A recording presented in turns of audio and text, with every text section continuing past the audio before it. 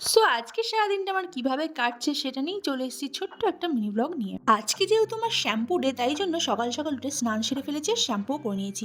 চুলটা দেখতেই পাচ্ছ এখনো ভিজে, তাই মা বললো একটু রোদে গিয়ে দাঁড়া। তো আমি তো এখানে রোদ পোহাচ্ছি, আর এই ঠাম্মা আর ওই দেখো ওই যে দূরে দোকানের পাশেও কিন্তু দুজন রোদ পোহাচ্ছে। আর মা এদিকে রান্নার জোগাড় করছে রান্নাঘরে।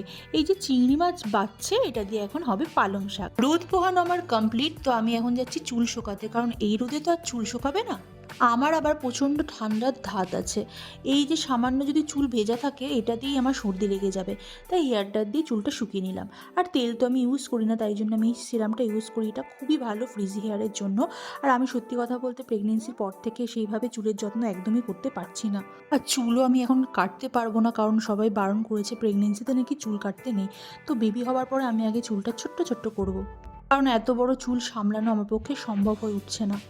আর বেবি হবার পরে তো আমি আরোই সামলাতে পারবো না, সেটা এখন থেকেই বুঝতে পারছি। সিরামটাও আমার শেষের দিকে, তাই পড়ছে না। তাই আমি ঢাকনাটা খুলেই তেলের মতো করে ইউজ করে নিলাম সিরামটাকে। আমি আগে একদিন ছাড়া ছাড়াই শ্যাম্পু করতাম, বাট এখন আর করি না। এই ভয় করি না যে যদি ঠান্ডা লেগে যায়, কারণ এর আগে আমার একবার আইসক্রিম খেয়ে প্রচুর ঠান্ডা লেগে গেছিলো। কাশিতে আর হাঁচিতে আমার পেটে এতটাই টান লাগছিল যে তারপর থেকে আমি পুরো সাবধান হয়ে গেছি। যারা প্রেগনেন্ট মা আছে তারা খুব ভালো মতোই জানে যে একটু কাশি বা একটু হাঁচিতে কতটা পরিমাণ কষ্ট হয়। তাই আমি অনেকটাই সাবধান থাকার চেষ্টা করি, যাতে কোনোভাবে আমার ঠান্ডা না লেগে যায়।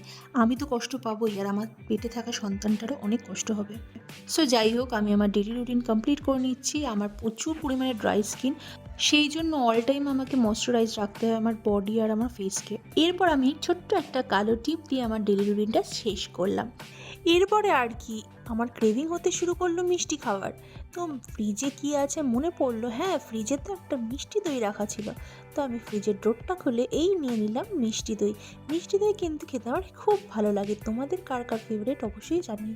তো চলো মিষ্টি দই খেয়ে মিষ্টি মুখ করা যাক, আর আজকের দিনের শুরুয়াতটা করা যাক। মিষ্টি প্রেমী কিন্তু আমি ছোটোবেলা থেকেই, তবে প্রেগনেন্সির পর থেকে দেখলাম টক আর ঝালের প্রতি ক্রেভিংটা আমার বেশি জন্মেছে। প্রেগনেন্সির পর থেকে নাকি অনেকের অনেক রকম ক্রেভিং হয়। তোমাদের কিসের ক্রেভিং ছিল অবশ্যই কিন্তু জানাতে ভুলো না।